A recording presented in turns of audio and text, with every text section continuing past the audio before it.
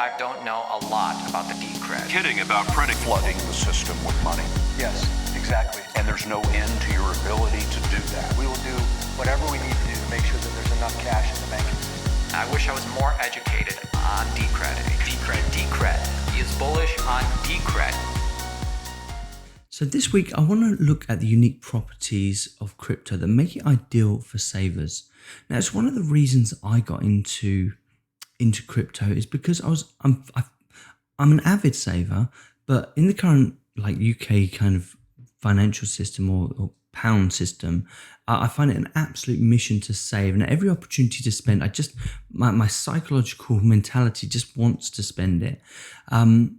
So that was one of the initial things that brought me in. And since then, I have found, I've been a part of this space for well over a year now, almost coming up to 2 years. And since then, I've found that I have managed to save, and my savings pot is getting larger. Whereas if that same money had stayed in in my bank, accruing something like 0.2%, 0.02% in interest, I'm pretty sure that I would have gone through it all by now. And there's past history has shown me that is actually a fact. That's something that I typically do is once I have a pot of money, I'm like, whoa, what can I buy? What kind of things interest me now? But since having crypto, all I've seen is it going up in value, and I keep putting more to it. So already crypto's main property for me, or its killer app, is definitely savings. Now, I was watching some podcasts the other day, so I've just taken this kind of quote from Andreas Antonopoulos, and it says, "Rules without rulers." And this is what I love about this, and this idea of being able to save. Firstly, it's actually quite difficult to take your money out, but secondly, there's no one kind of telling you to take your money out, and there's no one making it easier to spend it. So when you own your own keys and it's sat in your own wallet, it's right there ready for you guys to spend, or it's right there ready to save, and it's kind of like just accumulating, which I really like actually. And there's no kind of manipulation behind it. Those coins are yours. They're sat in yours, and as long as you hold the key to them, that's always going to be yours. So let's move on, and let's just look at the 4 reasons why I got into crypto.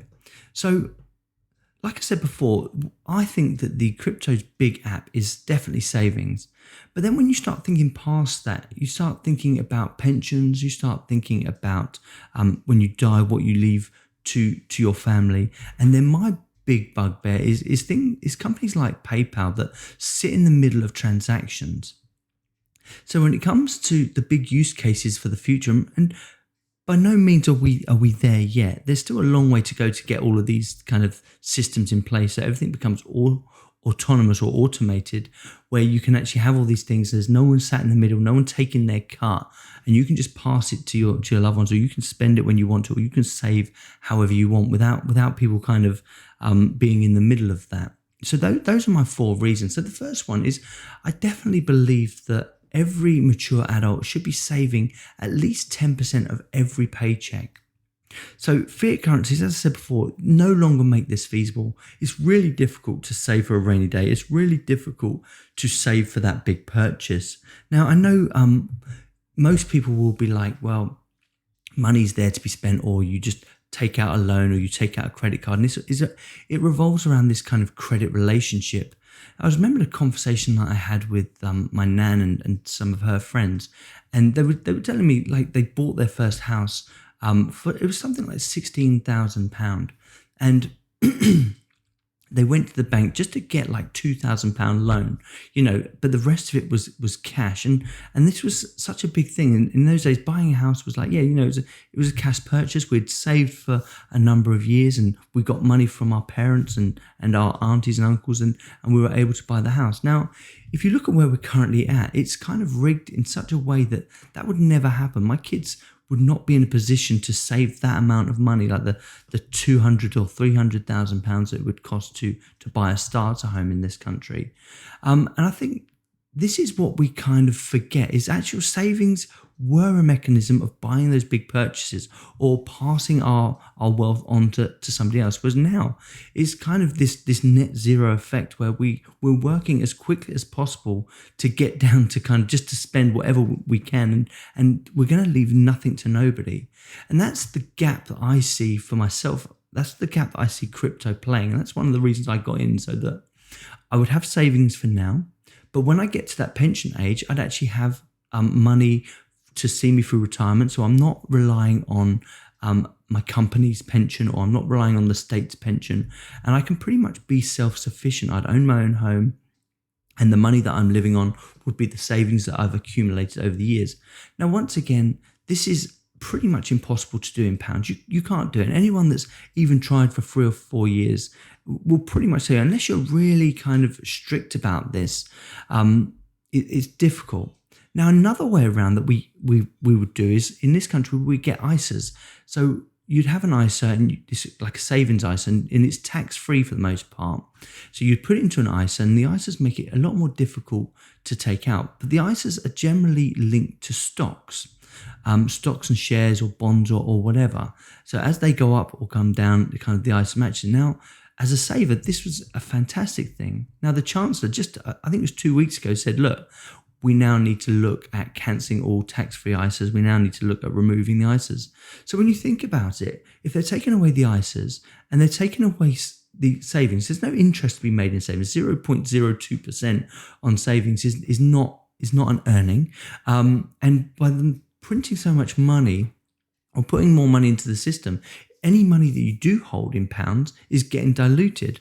So straight away, right there is your unique use case for crypto, and especially these assets that have a 21 million maximum cap. So you're not continuously getting diluted, because don't forget there are cryptocurrencies out there that work exactly like fiat currencies. So they're printing all the time. There's no kind of end in sight. The social contract is always changing, and you've got to be really, really careful about that. So that's something that I would look at when I'm investing in crypto.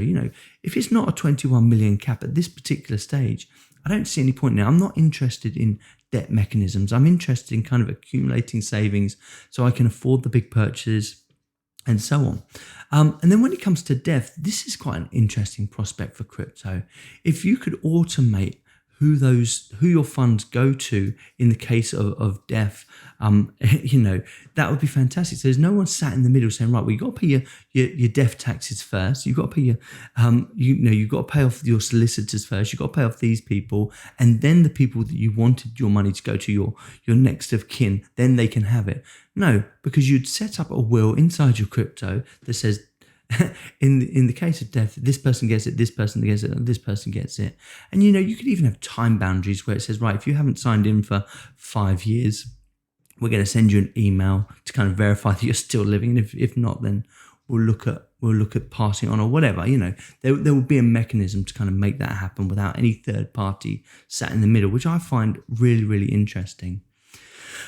So those things are all linked, and it's about accumulating wealth for your family. And ultimately, that's something that has been stripped away from pretty much everyone in this country that isn't super wealthy, or is in the middle classes or even in the lower classes. These things are being stripped away. So crypto plays a very, very unique part. And if you can find the right crypto, and I mean, most advocates would say Bitcoin is, but I'm 100% behind Decred at this point, because I see the way it's developing. I see the way that it can move forward and its flexibility and its ridiculous secure mechanisms that kind of just make it keep plowing forward.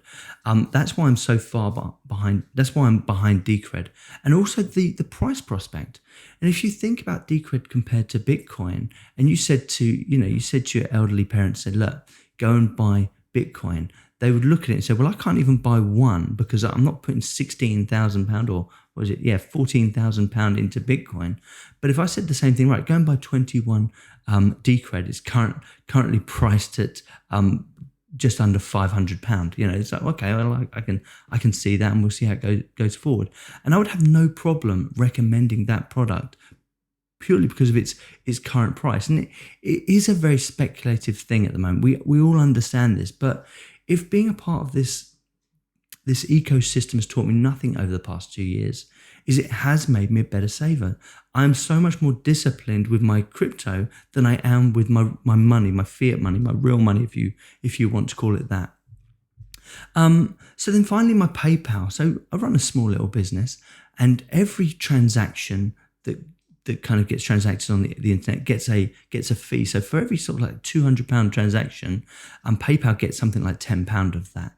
And over the course of a year, over the course of 2 years or 10 years, that actually amounts up loads and loads and loads. Now, I have no problem with people getting paid, paying an upfront fee to make sure the service works. But when you start paying, a large portion of your money, and you think, well, what are they honestly doing? If crypto can sit there and someone can scan a wallet ID and pay a person, and the only transaction fee that happens is a small fee, minus fee, what is the point in paying, a 5% fee on PayPal for every single transaction? It's not just PayPal. I know I've highlighted PayPal here, but actual fact, Stripe does it as well, and all the other ones, and the credit card manufacturers that have their own card system is a whole lot higher than that, and massively higher.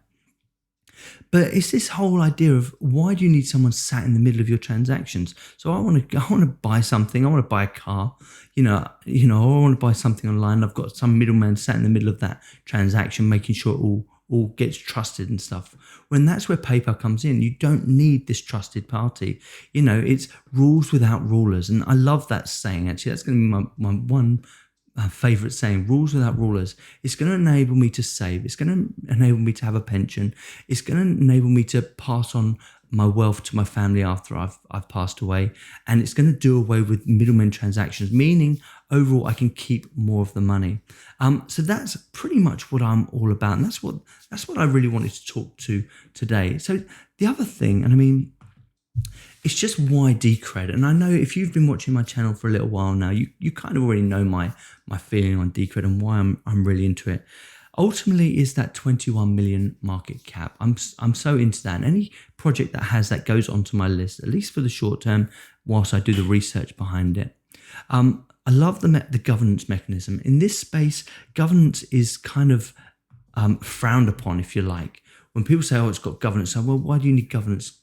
Bitcoin doesn't have governance. Well, the reason you need governance is so you can make decisions, so things can move forward. And it doesn't need to move forward fast. It just needs to move forward. It needs to make sure that everyone is upgrading, everyone is using the same software, and the ones that are not using it get forked off the system or get made redundant, if you like, so that the system can remain secure based on the latest software implementations. Also, the thing I like about governance in a system is because you can have new things built. Now, there's no ifs or buts. If Bitcoin is going to succeed, it's going to need Lightning Network or something of the equivalent, this second layer network, because the transaction fees are too high. Now, don't get me wrong. If Decred had the amount of users that Bitcoin had, the fees would also be as high. I'm 100% sure of that. But because we've got this governance, the Lightning Network has already been implemented, it's already moving forward, and it's already got more adoption. When 1.6 comes out, it's going to be in the main wallet, and it's going to work straight out of the box. And the amount of networks that are going to be in use, or the Lightning kind of chains that are going to be in use, is going to be phenomenal, and it will keep growing. The other thing I like about it is the Decred DEX. Now, it's in its initial stage at the moment, but they built it in the right way. And once again, it comes down to this rules without rulers, where they've built an exchange that's going to have no fees. You'll pay your registration fee, you'll pay your mining fees, and that's it. There will be no trading fees. There will be no margin fees. There will be no middleman sitting in there telling you how to trade. And there will also be nobody kind of front running your trades as well. And because of all this, it just makes it so much more logical. Now, don't get me wrong, it's in the early stages, but it's looking really, really good. And in future weeks, I'll do some stuff on the DCR DEX. And once again, because we've got governance, it fixes a whole bunch of stuff like this whole chain splitting kind of thing, where people can't decide, so you have multiple chains splitting off, and the strongest chain kind of wins. And it's a great community and hyper secure. So, I mean, I think I've pretty much I think I'm pretty much there, and I don't want to harp on too much, but that was my thing for today. Is what is the crypto space's main kind of killer app, if you like. And I think it's all about saving. If I'm honest, I love to be able to save. I love to be able to earn interest. And that's the other thing with Decred, is if you have enough Decred, you can actually stake it and earn interest on the chain as well by actually securing the chain and adding your stake. So I hope you like that. I hope that was okay. If you have any feedback, if you have any comments, if you want to leave your thoughts and opinions, please do. It's always welcome. And I'll see you next I time. don't know a lot about the Decred. Kidding about flooding the system with money. Yes, exactly. And there's no end to your ability to do that. We will do whatever we need to do to make sure that there's enough cash in the bank. I wish I was more